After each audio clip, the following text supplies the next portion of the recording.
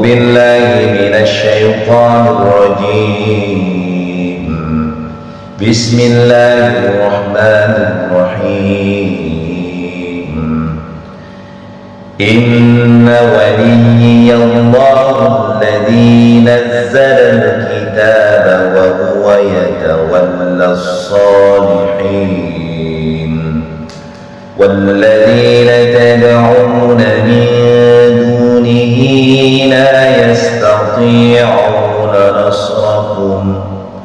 لا يستطيعون نصركم ولا أنفسهم ينصرون. وإن تدعوهم إلى الهدى لا يسمعون وتراهم ينظرون إليك وهم لا يبصرون. خذ العفو وأمر بالعرف وأعرض عن الجاهلين. وإما ينزغنك من الشيطان نزغ فاستعذ بالله إنه سميع عليم. إن الذين اتقوا إذا مسهم طائف من الشيطان تذكروا فإذا هم مبصرون. وإخوانهم يمدونهم في الغي ثم لا يقصرون. وإذا لم تأتهم بآية قالوا لولا اجتبيتها قل إنما أتبع ما يوحى إلي من ربي هذا بصائر من ربكم وهدى ورحمة لقوم يؤمنون. وإذا قرئ القرآن فاستمعوا له وأنصتوا لعلكم ترحمون. واذكر ربك في نفسك تضرعا وخيفة ودون الجهر من القول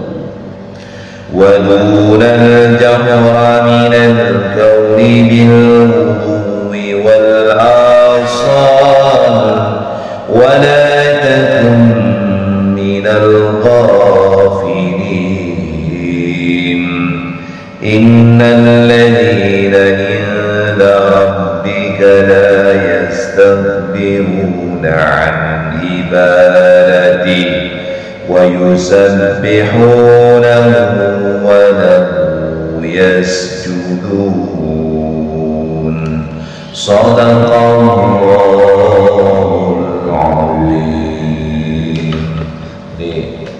Lebih ngalur, lebih santai. Ya, antar juga bagus kok, pelan-pelan aja. Nah, baik ya, kita lihat makna yang terkandung dalam ayat 196 dan 206 dari surat Al-A'raf. Jadi ini berkaitan dengan yang kemarin sedikit kilasnya ya. Jadi kilasnya itu berkaitan tentang bahwa penyembahan terhadap berhala-berhala itu adalah sesuatu yang tidak dibenarkan oleh Allah. Nah, di sini Allah menegaskan bahwa kita itu nggak boleh menyekutukan Dia dengan sesuatu yang tidak bisa menciptakan dan tidak pula Dia bisa juga sesuatu yang tidak bisa membuat apa-apa. Jadi kita tidak boleh menyebutkan sesuatu yang tidak dapat menciptakan atau bahkan dia sendiri diciptakan, dibuat, dan dia tidak bisa menolong baik dirinya bagaimanapun menolong orang lain. Jadi tidak bisa menolong siapapun, bahkan menolong diri sendiri saja dia tidak bisa. Nah, jadi orang atau sesuatu yang disebutkan Allah itu apabila diminta sebuah petunjuk, ya, maka dia tidak akan bisa mampu memberikan petunjuk itu.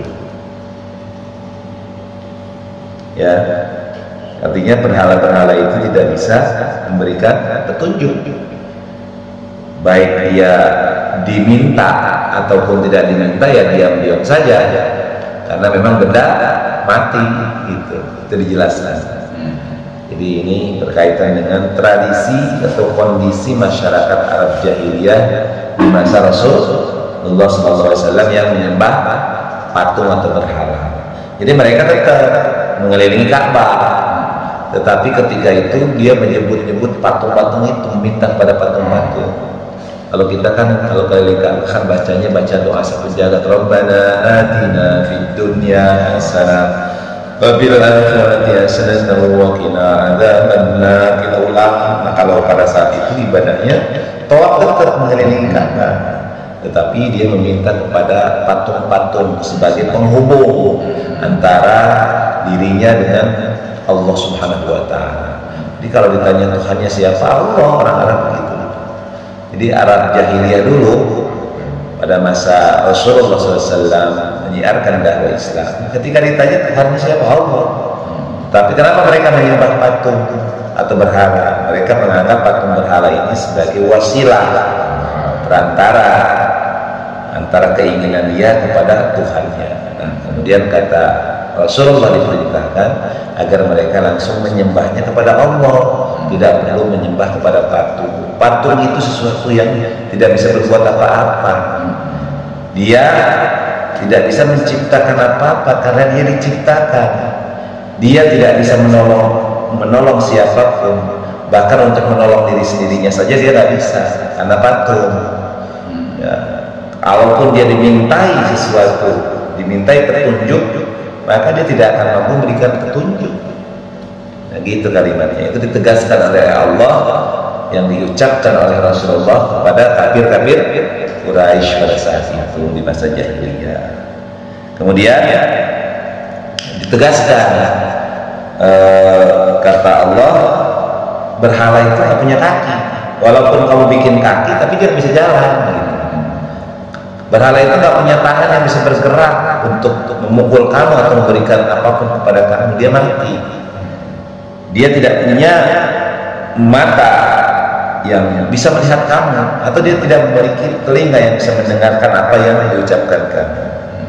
Maka kata Allah Subhanahu wa Ta'ala, ditegaskan bahwa coba panggillah berhala-berhala yang menjadi sekutu Allah itu, kemudian lakukan tipu daya untuk mencelakakan aku, kata Rasulullah. Jangan ditunda-tunda lagi, minta kepada berhala itu agar dia mencelakakan aku. Bisa nggak? Nah, gitu. Itu kilas balik daripada apa yang akan kita sampaikan di ayat 196 sampai 206. Gitu ya. Jadi Allah menegaskan, Rasulullah menyampaikan melalui wahyu Allah kepada Rasulullah bahwa menegaskan bahwa berhala-berhala itu tidak bisa berbuat apa-apa, tidak bisa bermanfaat. Dia tidak bisa memberikan apapun. Itu ditegaskan dari mulai rangkaian. Baru masuk pada ayat 196-nya. Inna waliyallahu alladzi nazzalal kitab. Sesungguhnya kata Rasulullah, pelindungku adalah Allah yang telah menurunkan kitab Al-Quran. Wa huwa yatawallas shalihin. Dan dia Allah melindungi orang-orang yang saleh. Nah, jadi gitu tuh. Jadi ketika ditanya, wahai Muhammad, siapa penolongmu? Kalau penolong kami nih Lata, Uzza, Manat disebut sama nama patung. Kau siapa penolongmu? Maka kata Rasulullah, penolongku, pelindungku adalah Allah yang telah menurunkan Al-Quran kepadaku, dan dia adalah pelindung orang-orang yang soleh. Kemudian dilanjutkan ke 197-nya, 197. Walladzina tad'una min dunihi la yastati'una nasrakum wa la anfusahum yansurun. Sekutu-sekutu atau berhala-berhala yang kamu sembah atau kamu seru, kata Rasulullah itu. Jadi Rasulullah berhadapan ceritanya dengan kafir Quraisy nih, biar jelas. Jadi ketika Rasulullah berhadapan dengan orang-orang kafir Quraisy, berdebat, berdiskusi, dibantah Rasulullah. Kemudian Rasulullah menyampaikan hujah, jangan kalian ngapain nyembah patung yang nggak bisa berbuat apa. Kemudian ditanya, ya sudah, sekarang pelindung kamu siapa Muhammad? Maka kata Rasulullah, pelindung aku adalah Allah, dan Allah adalah pelindung orang-orang yang saleh. Maka kata Rasulullah, patung-patung yang kalian sembah selain Allah, dia tidak mampu, tidak sanggup menolong kalian. Bahkan dia sendiri tidak dapat menolong dirinya. Kata Rasulullah begitu tuh. Walladzina tad'una min dunihi la yastati'una nasrakum wa la anfusahum yansurun. Dan dia tidak bisa menolong dirinya sendiri. Kata Rasulullah begitu tuh. Kemudian dilanjutkan, wa in tad'uhum ilal huda la yasma'un. Dan jika kamu menyeru, wahai orang-orang kafir Quraisy, menyeru berhala-berhala itu untuk memberi petunjuk, mereka tidak dapat mendengarnya. Jadi kata Rasulullah kepada kafir Quraisy, saya kafir Quraisy, kamu coba minta petunjuk kepada patung itu. Kamu minta petunjuk kepada patung itu nggak bisa dengar. Ya, dia tidak dapat mendengarnya. Wa tarahum yanzuruna ilaika wa hum la yubsirun. Kalian melihat berhala-berhala itu seolah-olah menatap kalian, padahal dia tidak melihat. Itu kalimatnya. Jadi, dan kamu lihat mereka memandangmu, padahal mereka tidak melihat. Jadi ini sebagai sebuah, biar berpikir tuh otaknya gitu. Kafir Quraisy, kalian nyembah apa sih? Kalian nyembah patung-patung ini. Patung-patung ini kan kalian bikin, ya kan? Kalian sendiri yang bikin. Patung-patung ini tidak bisa menciptakan apa-apa. Patung-patung ini tidak dapat menolong kalian. Bahkan untuk menolong diri sendirinya aja nggak bisa. Saya Khairuddin nggak ngelawan. Dia punya tangan tapi nggak bisa berbuat apa-apa. Dia punya kaki nggak bisa berjalan kemana-mana. Dia punya mata tapi matanya bohongan, nggak bisa melihat. Punya kuping tidak bisa mendengar. Yang kalian sembah itu tidak akan mampu menolong kalian. Apalagi jangan menolong kalian, menolong diri sendiri aja tidak bisa. Dan yang kalian sembah itu, ketika kalian minta untuk agar dia memberikan petunjuk kepada kalian, maka tidak bisa mendengar patung. Kalian melihatnya, matanya melotot kepada kalian, tapi dia tidak bisa lihat kalian. Nah, gitu kata Rasulullah kepada kafir Quraisy. Kemudian kata Rasulullah dilanjutkan, khudhil afwa wa'mur bil 'urfi wa a'rid 'anil jahilin. Jadilah pemaaf dan suruhlah orang mengerjakan yang ma'ruf, serta jangan pedulikan orang-orang yang bodoh. Nah, ini Allah setelah terjadi debat antara Nabi Muhammad SAW dengan kafir Quraisy, maka kemudian mereka ngeyel, babel, keras, tetap dalam kondisi kemusyrikannya. Maka kata Allah, khudil afwa, wahai Muhammad, jadilah pemaaf, wa'mur bil urfi, dan suruhlah orang mengerjakan yang ma'ruf, wa a'rid 'anil jahilin, dan berpalinglah atau jangan pedulikan orang-orang yang bodoh. Nah ini nih sikap kita. Jadi kalau kita sudah menjelaskan tentang Allah, menjelaskan tentang Islam, memerintahkan kebaikan, melarang keburukan atau kemungkaran, tapi orang itu nggak mau mendengarkan, tidak mau mengindahkan, tetap dalam kekafiran dan kemusyrikannya, maka sikap kita adalah khudil afwa, jadilah pemaaf, jangan marah, jangan dendam sama orang-orang itu. Jadi walaupun orang itu nyakitin kita, menghina kita, mencaci kita, jangan artinya bukan jangan pada nggak kesel, jangan kita jadi orang yang dolim juga, tapi maafkan mereka. Jadilah pemaaf, memaafkan kesalahan-kesalahan itu. Kemudian perintahkan yang ma'ruf. Yang ma'ruf itu adalah berkaitan dengan sesuatu kebaikan yang sudah biasa dilakukan. Itu namanya ma'ruf. Maka disebut amar ma'ruf nahi munkar. Ya, bukan amal khair, bukan amar khair atau amar thayyib, enggak, tapi amar ma'ruf. Ma'ruf dari kata arafah. Ada disebut misalnya ada ma'rifat, ya kan, ma'rifatullah misalnya, mengenal Allah. Maka ma'ruf itu arafah adalah sesuatu kebaikan yang sudah orang manusia saat itu pahami itu adalah kebaikan.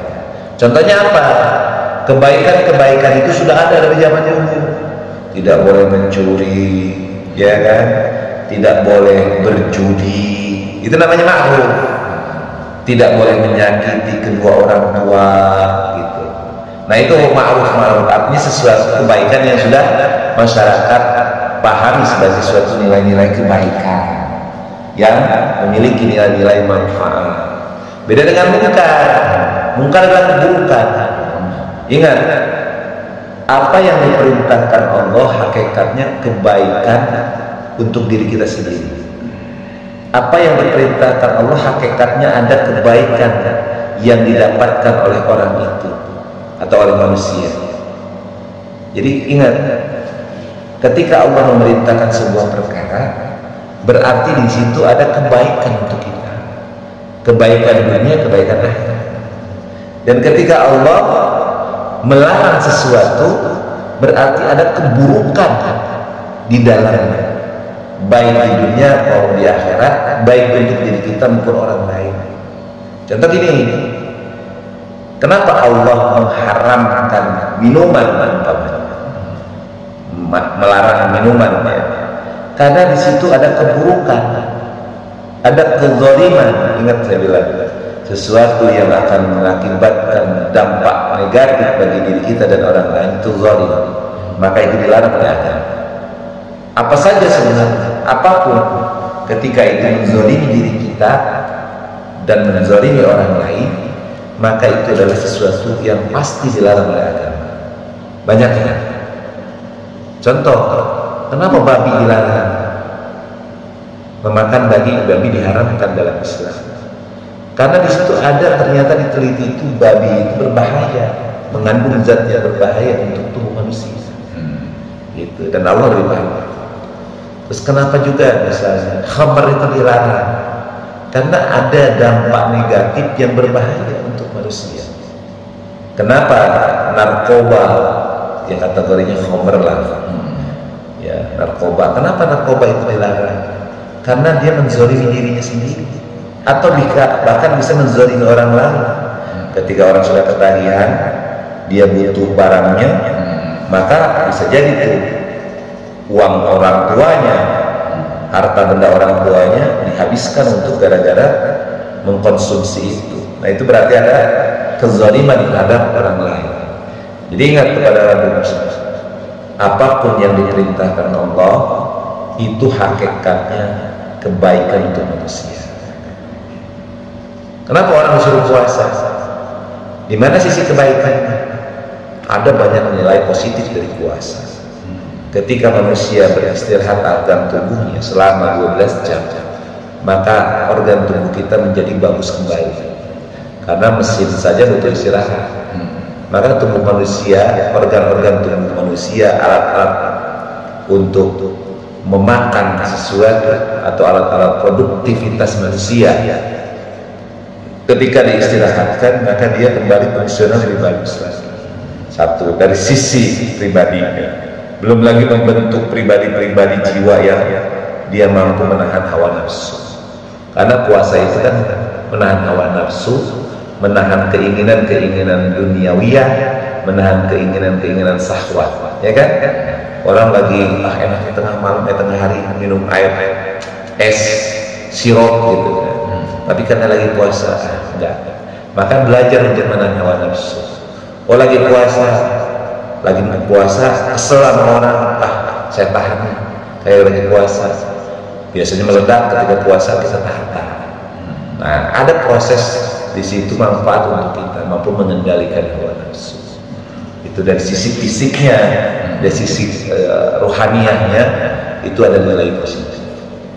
Kemudian kenapa Allah merintahkan sholat? Sholat itu dari sisi pribadi maupun sosialnya terasa. Dengan sholat kita menjadi secara fisik kita sehat. Kenapa? Karena sholat didahului dengan wudu, didahului dengan membersihkan najis dan hadas. Najis dan hadas itu adalah kaitan dengan penyakit dan kuman. Ketika kita orang berwudu atau ketika orang mandi kan dibersihkan kuman-kumannya. Maka kalau orang mandi atau wudu sehari 5 kali, maka kuman-kuman, kan sumber kuman itu ada di tangan sama di kaki sama di muka.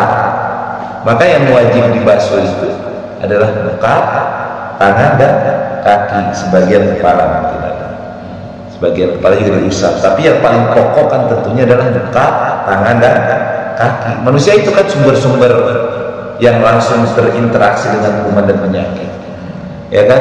Kalau badan kan tertutup pakaian, tetapi muka, tangan sama kaki ini kan terbuka. Maka kemudian dibersihkan sehari 5 kali. Maka orang sholat itu manfaatnya selain nilai-nilai kebersihan, higienis, bersih, kesucian, juga di situ akan terjalin secara rohaniah komunikasi antara dirinya dengan Tuhan, bisa mengadu, mengeluh. Jadi ketika orang diperintahkan sholat sebelumnya diberikan kebaikan sama Allah, gitu. Apalagi zakat, ketika orang berzakat maka secara lahiriah kelihatannya bahwa uangnya berkurang. Tetapi ketika orang berzakat, maka dia akan bisa membantu orang lain dengan zakat itu yang wajib.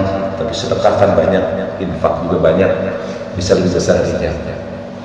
Ya, jadi apapun yang diperintahkan oleh agama kita, oleh Allah Subhanahu wa Ta'ala, hakikatnya itu mengandung unsur manfaat bagi manusia. Dan apa yang dilarang oleh Allah Subhanahu wa Ta'ala, maka hakikatnya itu berbahaya bagi manusia, baik secara pribadi maupun secara orang lain, baik secara rohaniah maupun jasmaniah. Itu yang harus dipahami. Jadi kenapa Allah perintahkan itu, kenapa orang larang ini? Nah, kata Rasulullah, kata Allah kepada Rasulullah, kepada kita umat Islam, ketika kita menghadapi orang-orang yang keras kepala, orang-orang yang gak mau nurut juga, udah dinasehatin tapi tetap dalam kondisi kesalahannya, kemaksiatannya, kedurhakaannya, maka kata Allah, ya Rasulullah, wahai orang-orang muslim, wahai orang-orang yang beriman, khudil afwa, jadilah engkau pemaaf, maafkan, jangan dendam, wa'mur bil urfi, perintahkan kepada yang ma'ruf, wa'arid 'anil jahilin, dan berpalinglah atau jangan pedulikan orang-orang yang bodoh. Gitu kalimatnya. Jadi mereka itu adalah orang yang bodoh, orang yang ya gimana kan bodoh, udah tahu patung disembah. Kan begitu kan? Udah tahu itu patung disembah-sembah.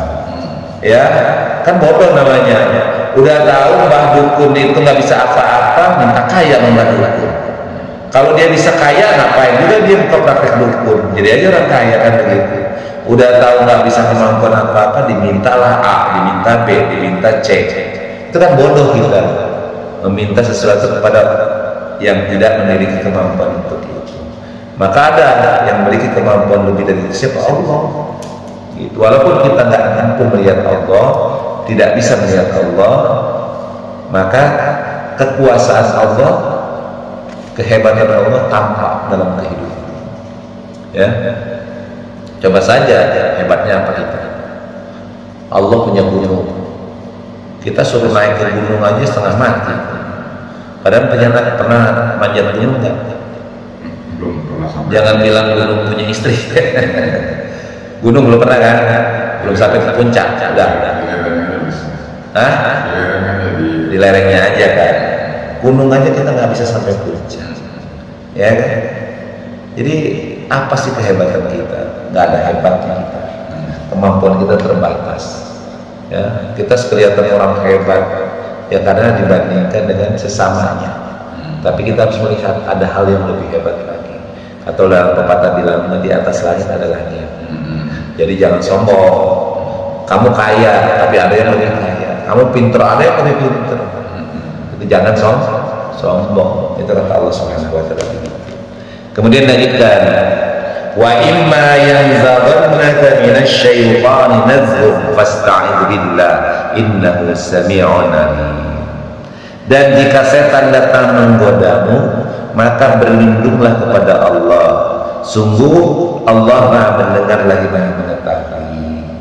Jadi kata Allah, apabila setan datang menggoda, setan itu ingat dari jenis jin dan manusia. Jin yang ada di dalam hati kita, apa niat-niat buruk, perasaan-perasaan buruk, itu datang dari jin, dari sesuatu yang ada dalam diri kita yang kita sendiri yang paham, dari makhluk-makhluk yang dan bentuk jin. Jin itu kan sesuatu yang tidak terlihat. Kadang-kadang kita akan ngomong dengan diri sendiri, ambil nggak ya, ambil nggak, jangan ambil, gitu kan? Kadang-kadang berperang di dalam diri kita. Nah itu kita lagi berperang dengan jin. Ya, nah, bisa juga jin setan dalam bentuk manusia, teman kita. Dede ini ngapain? Itu kan lumayan. Kita bagi dua. Nah, misalnya begitu. Itu barang-barang. Nah, biarin aja nggak apa-apa. Nggak ada yang tahu. Yuk nanti kita bagi dua. Nah, jadi setan itu bisa dalam bentuk jin, bisa dalam bentuk manusia. Nah, apabila setan itu menggoda kita, maka ucapkanlah a'udzubillahi minasyaitonir rajim. Memohon perlindungan kepada Allah dengan mengucapkan a'udzubillahi minasyaitonir rajim. Jadi kalau ada misalnya di dalam hati kita kejahatan-kejahatan yang membisikkan dalam hati kita, Astaghfirullahaladzim, wa'udzubillahi minasyaitonir rajim. Ya Allah, aku mohon kepada maaf kepadamu ya Allah, mohon ampunan. Aku berlindung kepadamu ya Allah dari godaan syaitan yang terkutuk yang dilaknat olehmu ya Allah. Nah, kalau kita begitu lagi perang dalam hati kita, atau ada teman kita yang ngajak tak benar, Astaghfirullahaladzim, wa'udzubillahi minasyaitonir rajim. Aku berlindung dari godaan setan. Setan dari jenis manusia, alladzi yuwaswisu fi sudurin minal jinnati wan nas. Baca aja. Jadi kalau ada orang yang memprovokasi, orang yang mau ngompor-ngompori, berbuat tidak benar atau tidak baik, berbuat kejahatan, maka baca istighfar, baca ta'awud, ya, baca tuh, tambahin baca An-Nas, gitu. Astaghfirullahaladzim, a'udzubillahi minasyaitonir rajim. Qul a'udzu birabbin nas, malikin nas, ilahin nas, min syarril waswasil khannas, alladzi yuwaswisu fi sudurin nas minal jinnati wan nas. Kalau perlu ludah ke kiri 3 kali. Apa-apa. Jadi kalau setan menggoda kita, dalam hadisnya Rasulullah, ludah saja ke kiri, berudah ke kiri. Ludahin setan itu. Ya kalau ada orang seperti di manusia, ludahin aja. Kalau nggak pergi juga ludahin 3 kali ke kiri ya, jangan ke kanan.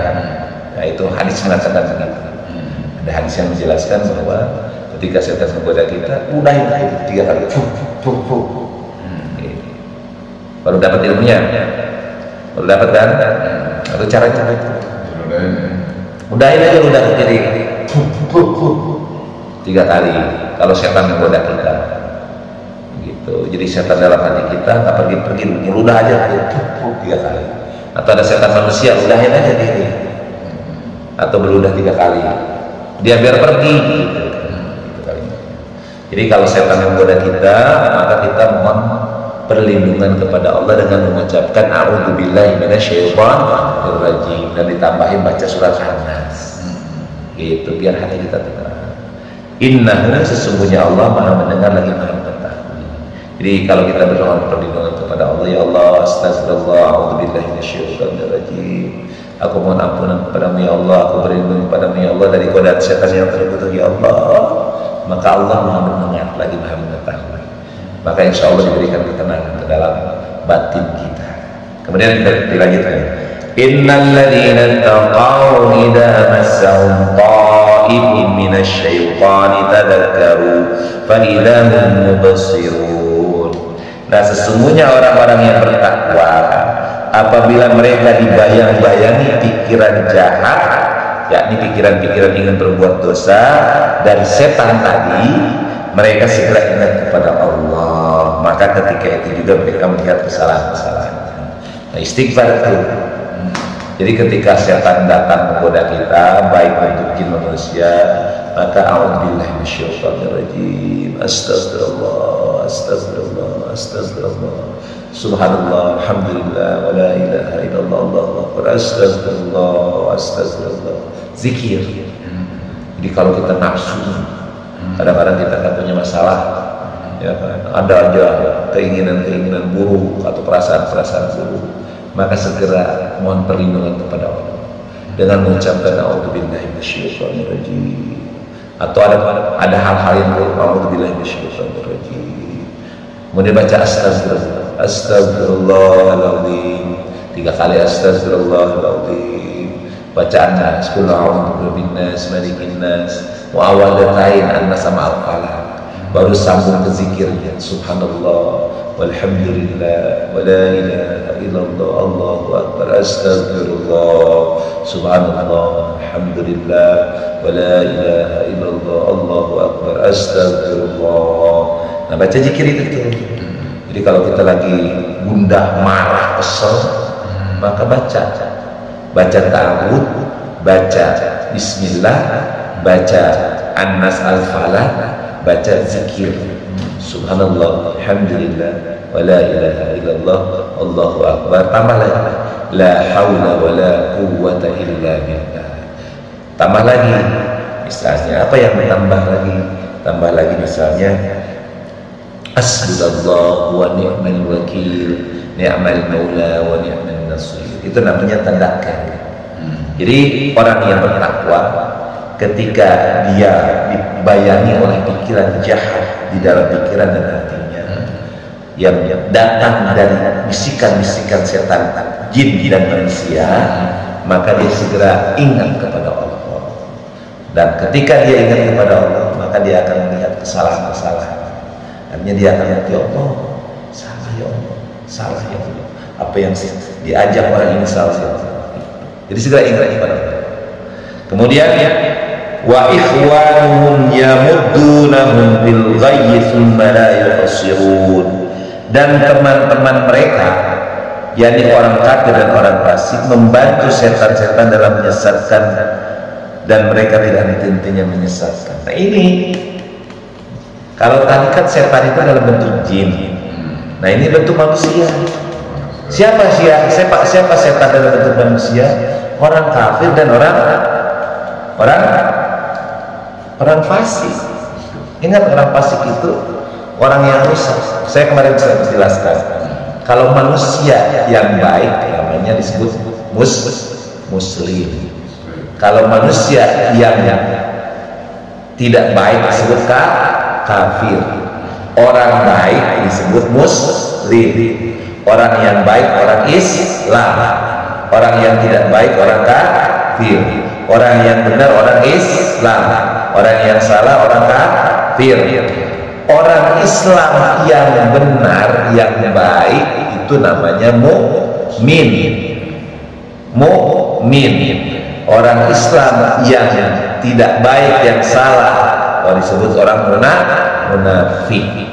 Orang Islam yang rusak, dia disebut fasik.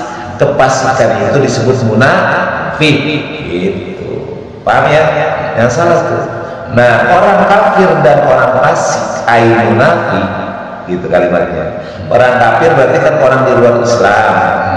Nah, orang yang fasik itu orang Islam yang rusak, yang disebut munafik. Nah, setan itu orang kafir dan orang fasik. Ai orang munafik. Ketika orang kafir dan orang fasik atau munafik ini membisikkan kejahatan, mengajak kejahatan kepada kita, maka segera kita ingat kepada Allah, segera kita mohon perlindungan kepada Allah, segera kita mohon ampunan kepada Allah, segera kita menyerahkan kekuatan kita atau menyerahkan segala hal kita kepada Allah, maka insya Allah kita akan terjaga. Insya Allah Allah akan menjadi pelindung kita. Kemudian gitu. Jadi, dan setan-setan mereka ini, setan-setan orang kafir ini, orang kafir, orang fasik ini tidak henti-hentinya menggoda kita. Terus ngajak kita dengan berbagai macam cara, karena setan ini nggak akan berhenti sampai kita berhasil. Dan setan ini masuk melalui pintu-pintu yang luar biasa. Jadi kalau orang nggak bisa diajak secara halus, secara kasar, secara halus, ya. Dan setan ini memiliki derajat sesuai dengan kadar-kadar kita. Kalau misalnya tukang beca, ya setannya tukang beca. Kalau setannya, kalau manusianya ustaz, ya setannya juga ustaz. Sama, tergantung levelnya. Jadi setan juga memiliki tingkat-tingkat berdasarkan kapasitas manusianya. Dan semakin tinggi derajat manusia, atau semakin tinggi kedudukan manusia, atau semakin tinggi hal yang disandang oleh manusia, maka semakin halus bentuk godaan setan, ya kan? Jadi gini kalimatnya, kalau orang biasa, orang awam, setan menggoda itu kan secara lahiriah.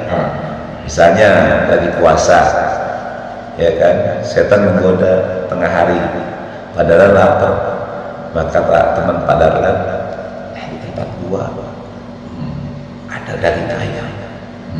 Wah, pokoknya ada jus saja. Yuk tempat gue yuk. Ngapain lu lapar-lapar? Ya kan? Nah itu setan awam. Dia hanya masuk melalui lahiriahnya. Kalau dia menggoda ustaz nggak bakal mempan, ya kan? Kalau yang digodanya ustaz kan nggak mempan kan? Aduh, maaf ya, nggak mempan kan? Maka datang setan ustaz, selevel ustaz apa? Melalui hati. Melalui bisikan hati. Wih, kamu kan ahli ibadah, puasa kamu bagus, pokoknya kamu tuh orang terpandai, orang terhebat, orang tersoleh. Hebat kan? Hanya apa? Sombong dia. Dia memang nggak batal puasa, tapi bibirnya, hatinya nggak bisa menahan. Nah, jadi semakin tinggi level manusia, semakin tinggi level setan. Semakin tinggi level manusia yang saleh, yang baik, yang punya Islam yang baik, maka semakin halus godaannya. Jadi yang digodanya hati, sehingga muncul sombong, muncul perasaan-perasaan dalam hati yang tidak benar. Nah itu, jadi makanya jangan aneh. Jadi semakin tinggi level manusia, maka setannya semakin tinggi. Kalau orang biasa, orang awam, saya bilang tadi, yang digodanya sesuai dengan kapasitasnya, lahiriah biasanya juga. Dah, apa yang puasa lu? Makan. Waduh kan lo kerja capek tuh, udah ngojek seharian, gantung ojek, udah tuh capek, minum. Udah puasa gampang, nanti aja. Nah itu setan awam namanya. Kalau setan awam menggoda ustaz, nggak apa, ya kan? Menggoda kiai, maka kiai yang datang, kiainya setan. Dan cara menggodanya semakin halus. Yang diserang itu batinnya, ruhaniyahnya, jiwa, sehingga muncul kesombongan. Biasanya munculnya kesombongan, merasa diri orang kaya, merasa diri ahli ibadah, merasa diri orang pinter, dipuji oleh setan. Hebat kamu, pokoknya kamu kan pinter di sini. Akhirnya sama orang sombong, ya kan? Gua loh kuliah profesor, gua loh haji 10 kali, gua loh ahli tahajud, bahkan ahli ibadah dimasuki oleh setan sehingga sombong. Nah itu yang dilakukan oleh setan. Kemudian lanjutkan, wa idza lam ta'tihim bi ayatin qalu laula jitabaitaha, dan apabila engkau wahai Muhammad tidak membacakan suatu ayat kepada mereka, mereka berkata, ya. Jadi wa idza lam ta'tihim bi ayatin qalu laula jitabaitaha, mengapa tidak engkau buat sendiri ayat itu? Qul innama attabi'u ma yuha ilayya min rabbi, katakanlah wahai Muhammad, sesungguhnya aku hanya mengikuti apa yang diwahyukan Tuhanku kepadaku. Hadza basairu min rabbikum wa hudaw wa rahmatul liqaumin yu'minun. Kitab Al-Quran ini adalah bukti-bukti yang nyata dari Tuhanmu, petunjuk dan rahmat bagi orang-orang yang beriman.